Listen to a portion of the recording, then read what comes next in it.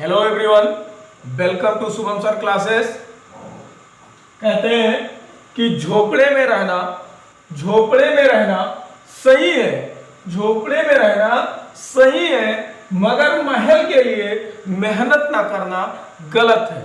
तो जी हाँ मेरे दोस्तों, जैसा कि अभी आपने हाल ही में देखा होगा यूट्यूब और सोशल मीडिया के माध्यम से कि हमारे नालंदा के लाल, हमारे बिहार राज्य के नालंदा के लाल सोनू को आपने देखा होगा कि परिस्थितियां थी, लेकिन उसने जब अपनी आवाज उठाई तो आवाज उठाने के बाद उसकी मदद के लिए कितने हाथ और कितने चेहरे सामने आए।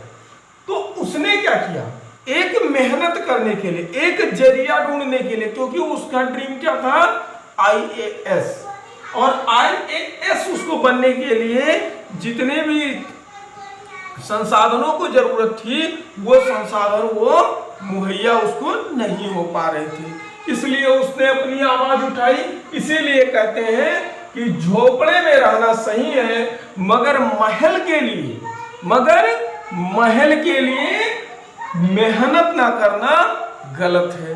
तो जी हाँ दोस्तों, जैसा कि आपने पिछली कक्षा में मानचित्र कक्षा 6 की भूगोल 4 हम लोग कवर कर चुके हैं, उसी क्रम में आज हम भूगोल अध्याय 5 जो पृथ्वी के प्रमुख परिमंडल को आज हम कवर करेंगे। आइए हम सभी साथ साथ आगे क्लास में बढ़ते हैं। तो जैसा कि आपने नाम देखा कि परिमंडल, अब आपके मन में जिज्ञासा आई होगी कि परिमंडल क्या होता है। तो जरा आप पीछे के क्रम में चलिए, हमने आपको पढ़ाया था अध्याय 1, वहां पे मैंने बताया था कि पृथ्वी ही एकमात्र ऐसा ग्रह है जिस पर जीवन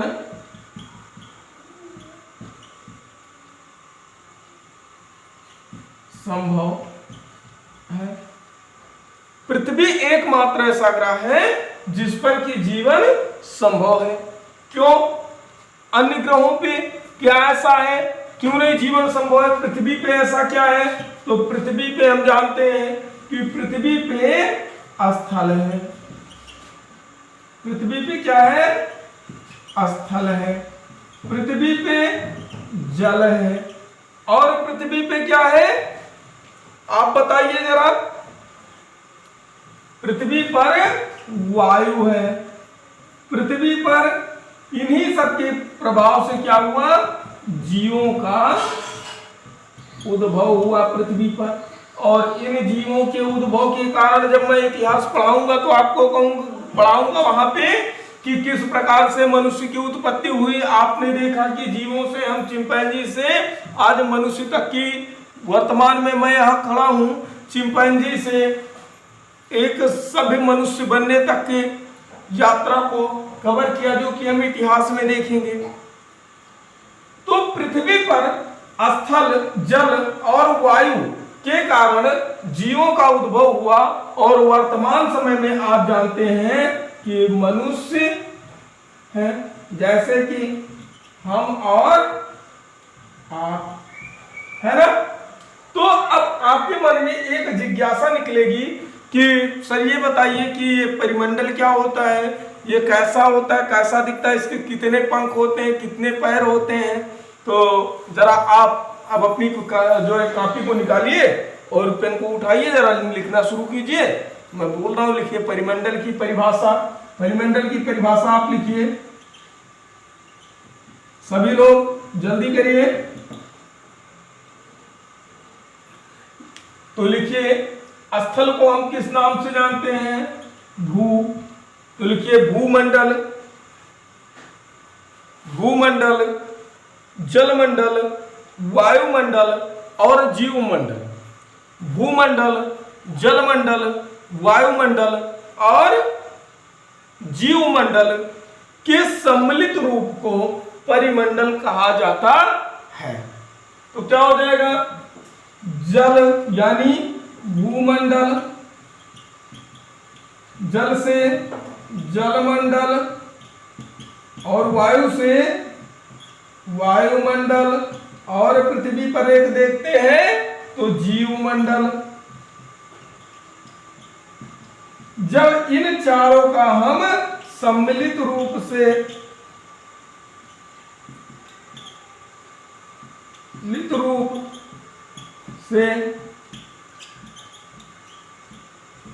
अध्ययन करते हैं तो इसे हम क्या कहते हैं, परिमंडल। नोट कीजिए जरा, तो इसे हम क्या कहते हैं, परिमंडल। नोट कीजिए आप सभी।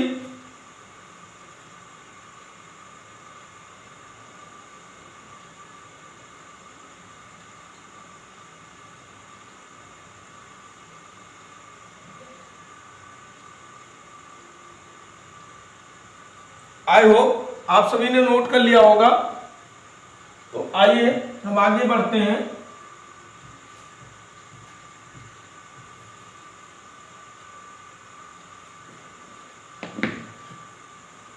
हम देखते हैं कि पहला हमने कहा भूमंडल, इसको हम किस नाम से जानते हैं, लिथोस्फीयर। लिखिए इंग्लिश में किस नाम से जानते हैं, लिथोस्फीयर। लिथोस्फीयर ग्रीक भाषा का एक शब्द है, ग्रीक भाषा का शब्द है लिथास, जिसका मतलब होता है पत्थर, जिसका मतलब क्या होता है, पत्थर। दूसरा आप देखेंगे तो आपका क्या हो जाएगा, जलमंडल। क्या हो जाएगा, जलमंडल। जलमंडल को भी ग्रीक भाषा का एक शब्द था ह्यूडर, जिसका मतलब क्या होता है, तो इसका मतलब होता है जल। क्या होता है, जल। और इसी से क्या निकला, हाइड्रोस्फीयर। लिखिए ह्यूडर से क्या निकला, हाइड्रोस्फीयर। हाइड्रोस्फीयर इंग्लिश में कहते हैं और हिंदी में इसको कहते हैं जलमंडल। तो पहला ग्रीक शब्द लिथोस, लिथोस का मतलब पत्थर, पत्थर लिथोस से निकला लिथोस्फीयर, और उसको कहते हैं भूमंडल, भूमध्य, सॉरी इसको कर लेंगे भूमंडल। तीसरा आपका क्या निकला, बोलिएगा आप सभी, वायुमंडल। क्या निकला, वायुमंडल। वायुमंडल की अंग्रेजी क्या होती है, एटमॉस्फियर। क्या होती है, एटमॉस्फियर। ग्रीक भाषा का एक शब्द है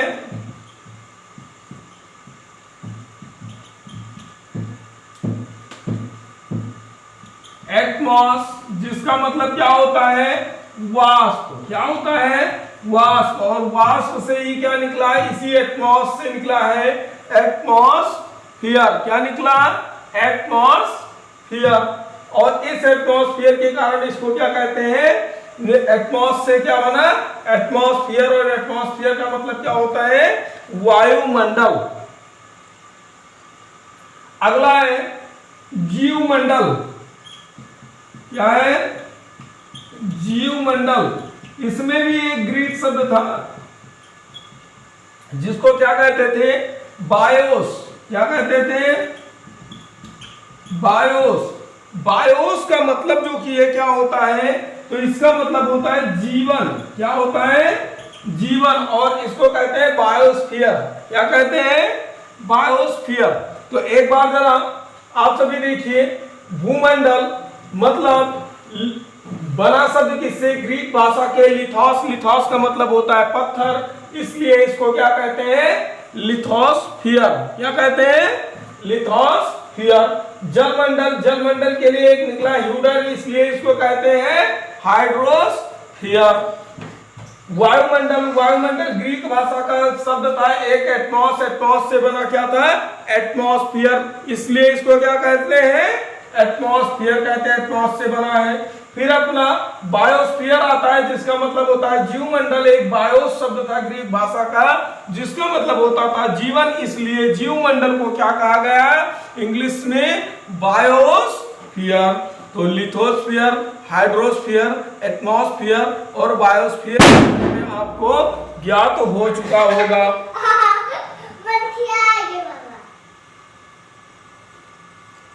तो आपको मेरे दोस्तों, आपको लिथोस्फीयर,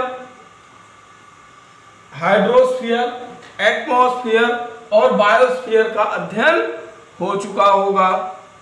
चलिए आगे बढ़ते हैं, इसे नोट कीजिए जरा। आई होप आपने नोट कर लिया होगा।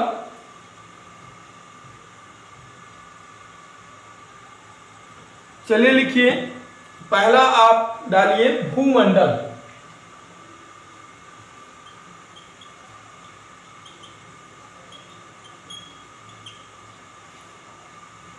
लिखिए पृथ्वी का ठोस भाग,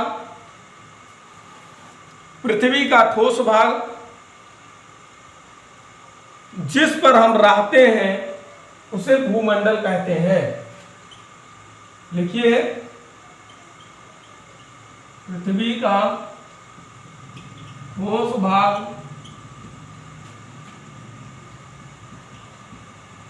जिस पर हम रहते हैं उसे क्या कहते हैं? भूमंडल कहते हैं। दूसरा आपका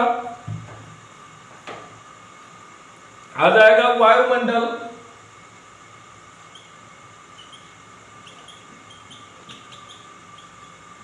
लिखिए जरा,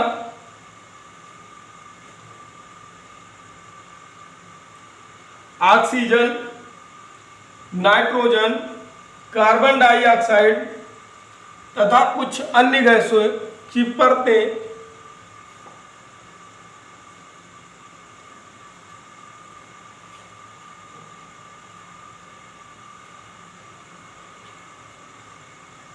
पृथ्वी पर घेरा बनाती हैं या पृथ्वी पर घेरा बनाती हैं, जिसे हम वायुमंडल कहते हैं। Hydrogen, nitrogen, carbon dioxide and etcetera जो गैसेज होती हैं, इन्हें हम क्या कहते हैं? आपका आ जाएगा एटमॉस्फेयर में आ जाएगा।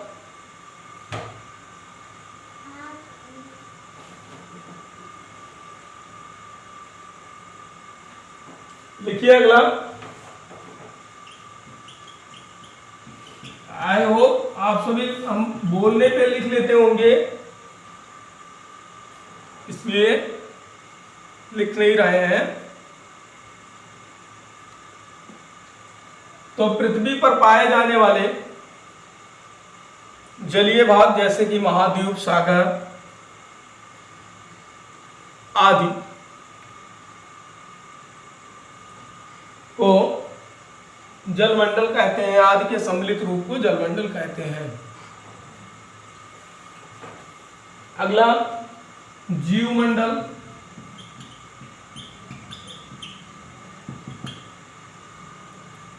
लिखिए जरा,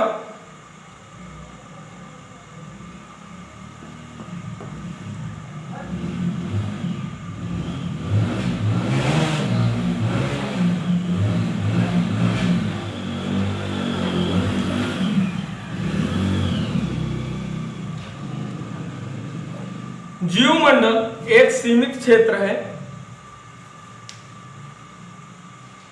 कामा जीवमंडल एक सीमित क्षेत्र है, कामा स्थल जल एवं हवा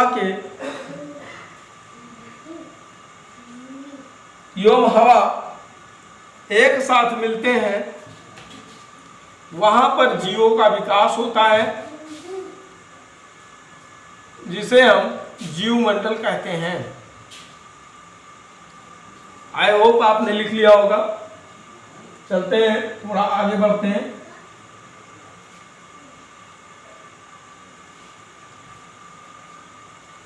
अब हमारा आता है भूमंडल। क्या आता है?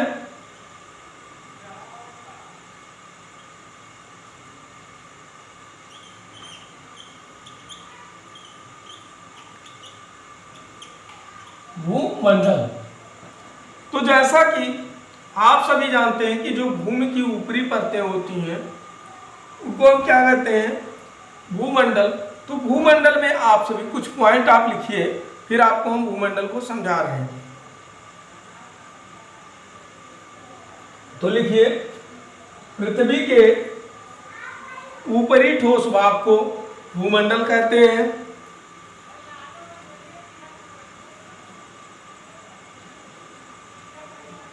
पृथ्वी के ऊपरी ठोस भाग को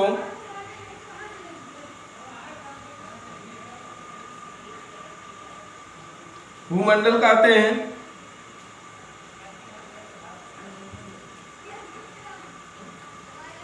भूमंडल चट्टानों तथा मिट्टी की पतली परतों का से बना होता है। भूमंडल चट्टानों तथा मिट्टी की पतली परतों से बना होता है, जिसमें जीवाश्म एवं पोषक तत्व पाए जाते हैं। जिसमें जीवाश्म एवं पोषक तत्व पाए जाते हैं।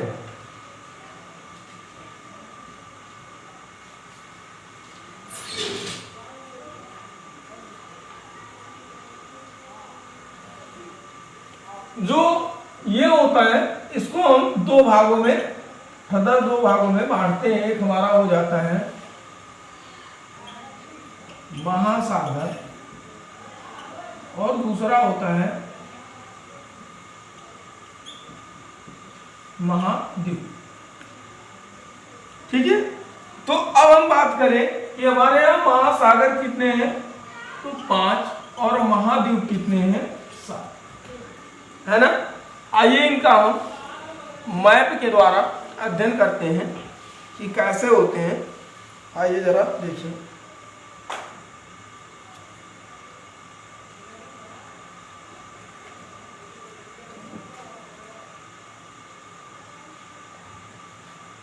तो जरा भूमंडल के बारे में आपको देखना है, आइए देखते हैं।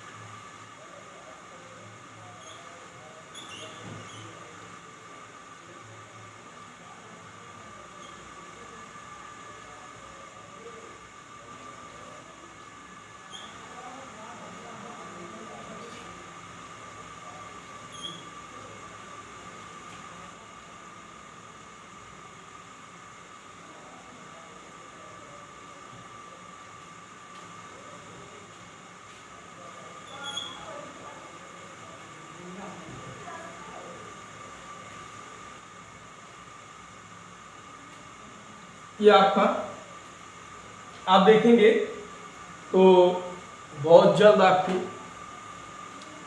बनाने का प्रयास किए हैं, केवल ये समझने के लिए है, ना कि ये कोई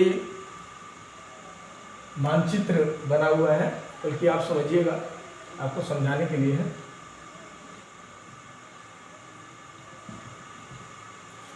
ठीक है, जरा देखिए मानचित्र को आप सभी।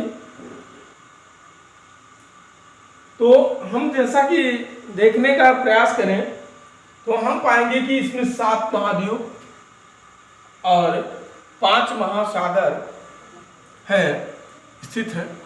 तो आइए हम महाद्वीपों के बारे में देखते हैं। तो पहला आप यहां देखेंगे,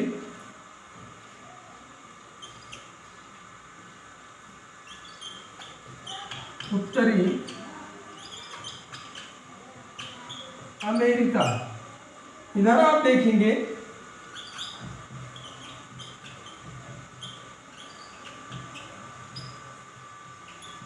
अमेरिका।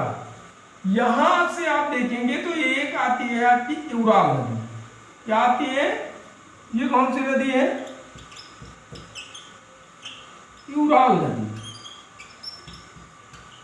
जो कि आपका ये पूरा भाग क्या था? पहले यूरेशिया था। क्या था? यूरेशिया था, जिसको जब यूराल नदी निकलती है तो इस भाग को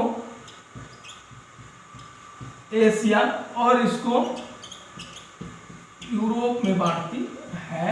इस प्रकार से ये आप देखेंगे तो अफ्रीका हो जाता है,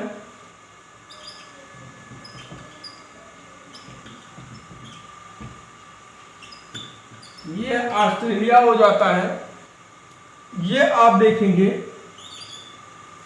सॉरी ये हो सकता है ना दिख रहा हो यहाँ, तो हम थोड़ा ऊपर लिख रहे हैं, अंटार्कटिका हो जाता है।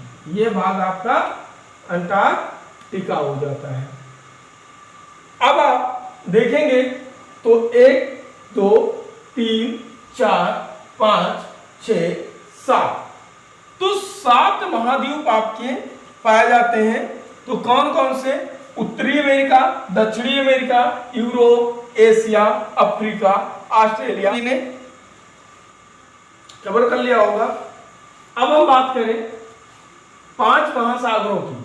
तो पहला जो महासागर होगा आपका, वो इधर भाग में यूरेशिया मिटा देते हैं। यहां पहला महाद्वीप आपका महासागर होगा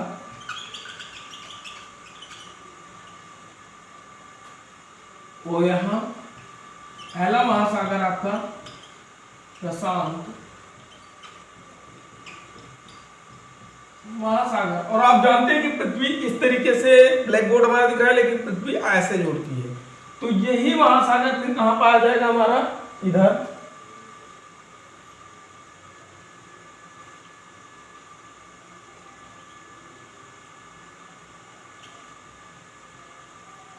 महासागर। कौन सा महासागर? प्रशांत महासागर हो गया। अब आप जानते हैं कि अटलांटिक महासागर आपका, जो अंग्रेजी का आप देखेंगे तो यस आकार में आपको दिखता है, ये क्या हो जाएगा? क्या हो जाता है? अटलांटिक।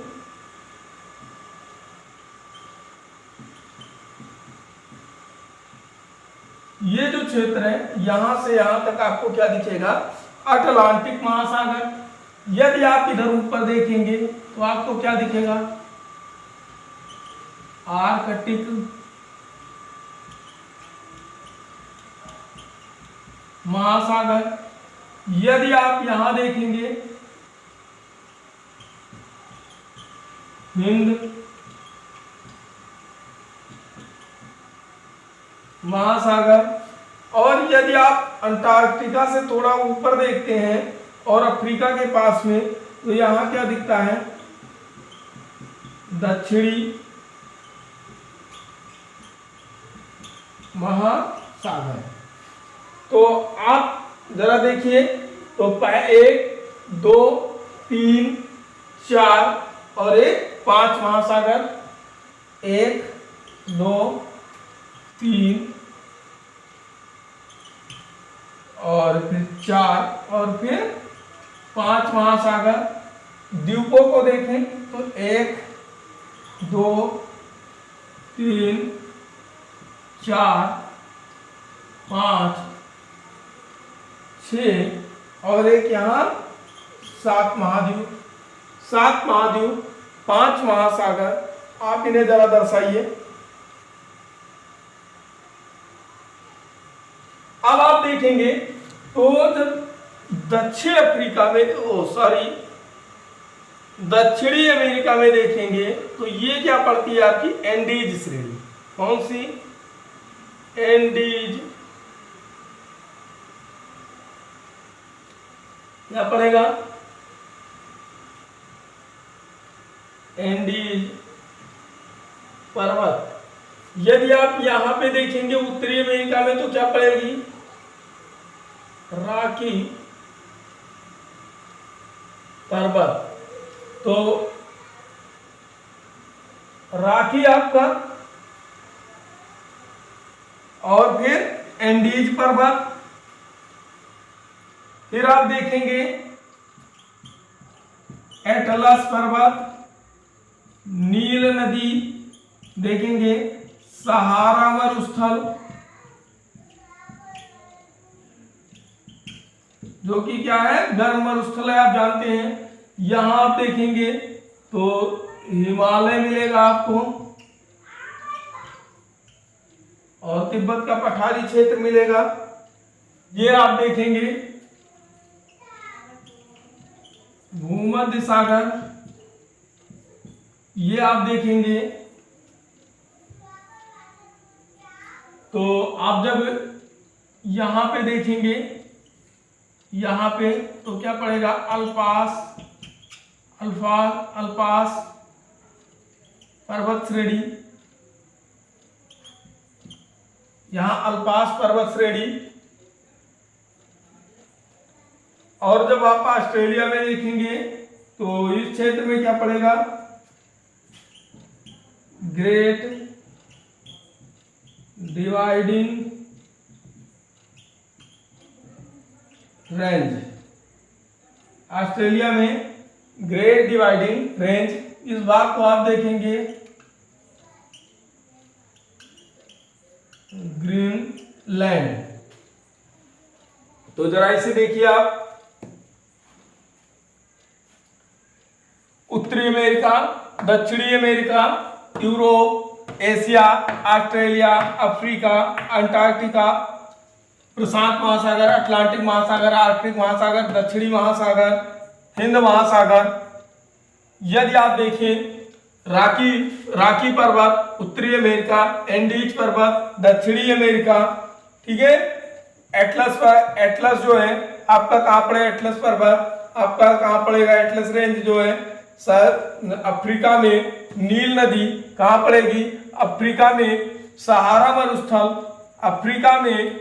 यदि आप हिमालय देखें, एशिया में अल्पास देखें, एशिया में यूराल नदी जो कि है यूरोप और एशिया की विभाजन का काम करती है। और यदि आप देखें तो अमेजन घाटी, क्या अमेजन देखें तो अमेजन जो नदी है ये कहां पड़ेगी? दक्षिणी अमेरिका में, और ये नील नदी।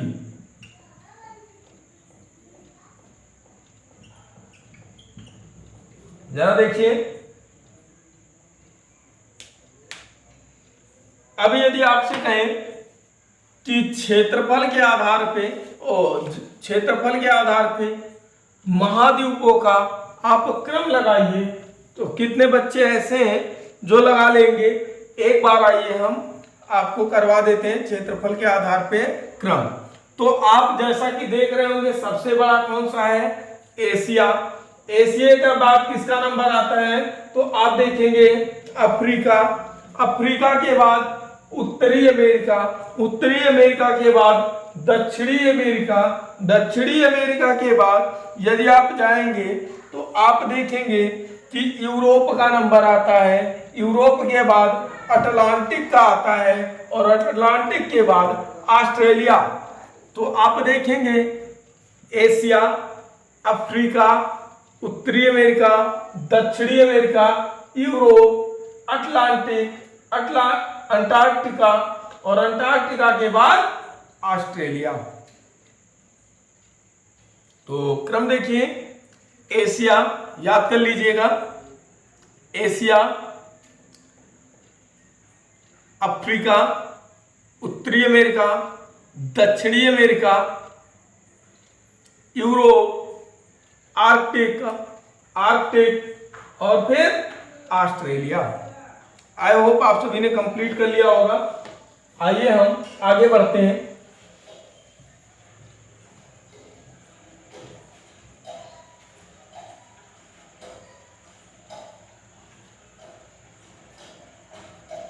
अब कहोगे सर आज तो हमने याद कर लिया महाद्वीपों को, लेकिन आगे हम कैसे याद रखेंगे?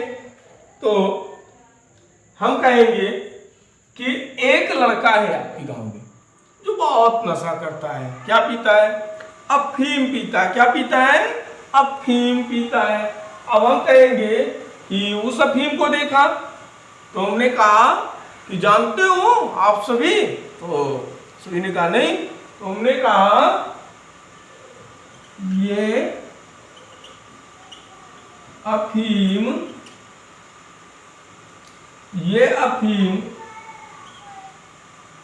नासा ने अंटार्कटिका से यूरोप या ऑस्ट्रेलिया लाया। ये अफीम नासा ने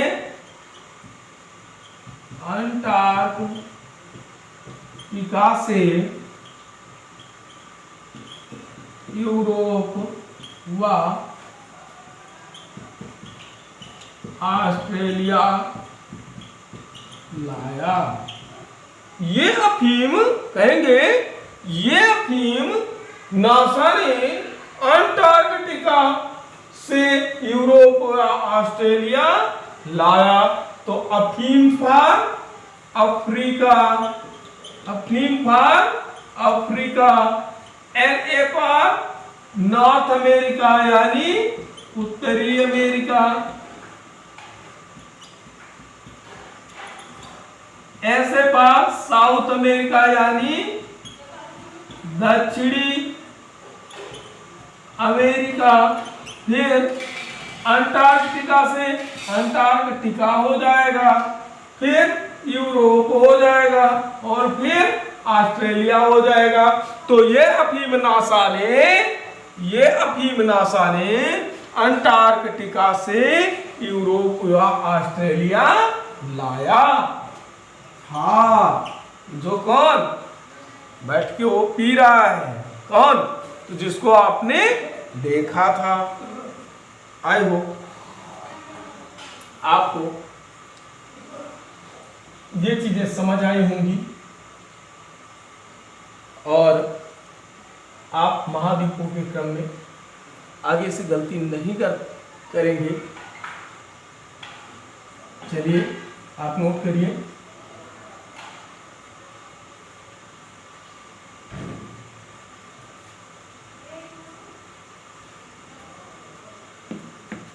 तो कहते हैं कि जब हम किसी चीज की ऊंचाई नापते हैं स्थल की, तो स्थल की ऊंचाई नापने के लिए हम समुद्र की गहराई का प्रयोग करते हैं या समुद्र की तलहटी का प्रयोग करते हैं। और जो समुद्र की यानी महासागर की समुद्र की तलहटी होती है वो किसको कितना मानते हैं? शून्य मानते हैं। क्या मानते हैं? शून्य। और इसी से ऊपर की क्या लेते हैं? ऊंचाई लेते हैं जब कभी भी नापते हैं। तो हम कहते हैं कि विश्व का सबसे ऊंचा शिखर पर्वत जो कि कौन सा है? तो आप जानते हैं माउंट एवरेस्ट। क्या है?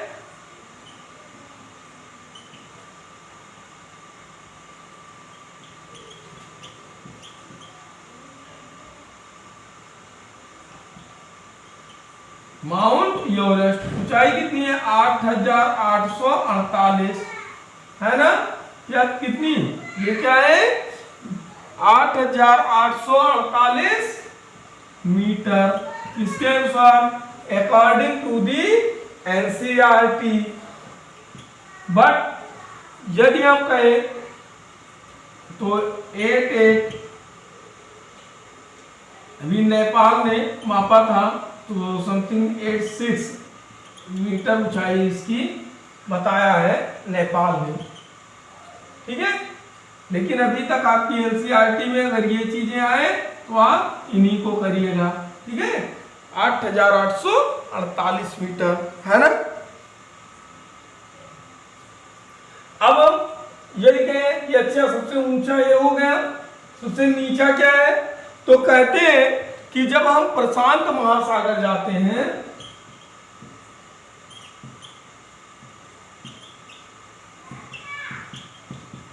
तो यहां पे हमें सबसे गहरा जो है बिंदु मिलता है, जिसको हम क्या कहते हैं, मैरियाना गर्त।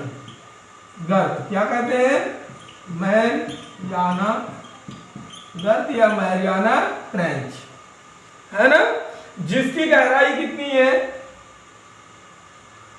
तो इसकी गहराई जो है 11,022 मीटर।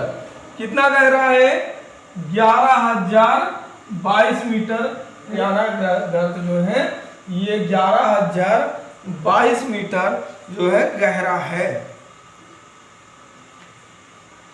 आगे देखते हैं। अब बात करते हैं कि सबसे पहले एवरेस्ट पे चढ़ा कौन था। तो जब चढ़ने की बात करते हैं तो हम बात करते हैं कि एक थे न्यूजीलैंड के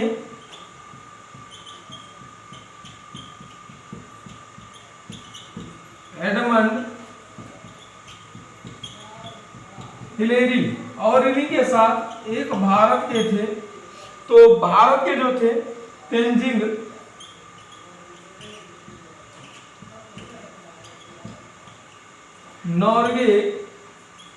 नरगे शेरपा कौन थे, तेंजिंग नरगे शेरपा, तेंजिंग नॉर्गे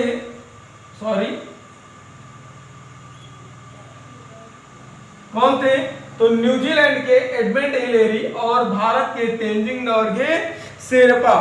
ये 29 मई ये दोनों जो थे ये 29 मई 1953 को क्या किए, एवरेस्ट पे चढ़े।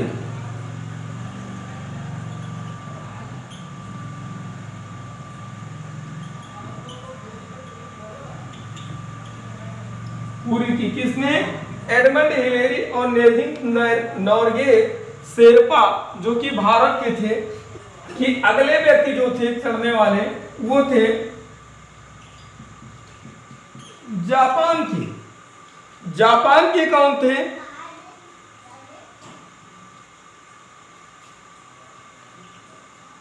Junko Tabei. कौन थे, जुंको ताबेई। इन्होंने ये जो थी जुंको ताबेई एक क्या थी, जापानी महिला थी। क्या थी, जापानी महिला थी, जिन्होंने 16 मई 1975 को जो कि है माउंट एवरेस्ट पे चढ़ने वाली ये क्या थी, पहली महिला थी। क्या थी, पहली महिला थी। इन्होंने कब पर चढ़ाई पूरी की, 16 मई 1975 को। फिर आपकी आती है बछेंद्री पाल, जिन्होंने 23 मई, भारत की कौन आती है, बछेंद्री पाल,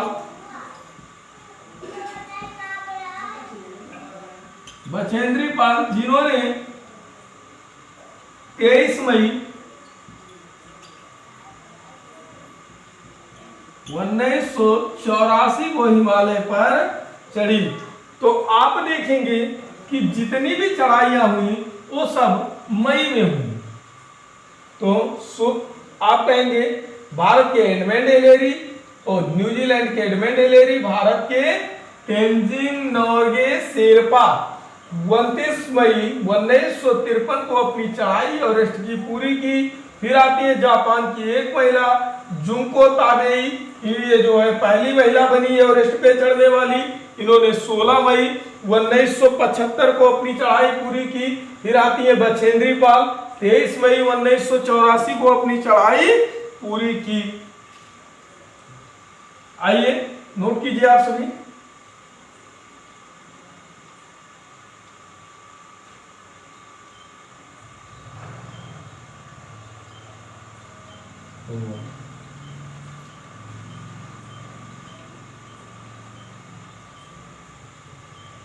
आज की क्लास हम यहीं पे स्थगित कर रहे हैं।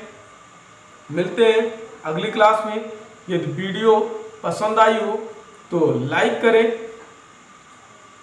आपके अनुसार जिन्हें इनकी आवश्यकता हो उन्हें शेयर करें, और यदि अभी तक आपने चैनल को सब्सक्राइब नहीं किया है तो प्लीज आप सभी चैनल को सब्सक्राइब करें। मिलते हैं नेक्स्ट वीडियो में, तब तक के लिए नमस्कार, जय हिंद।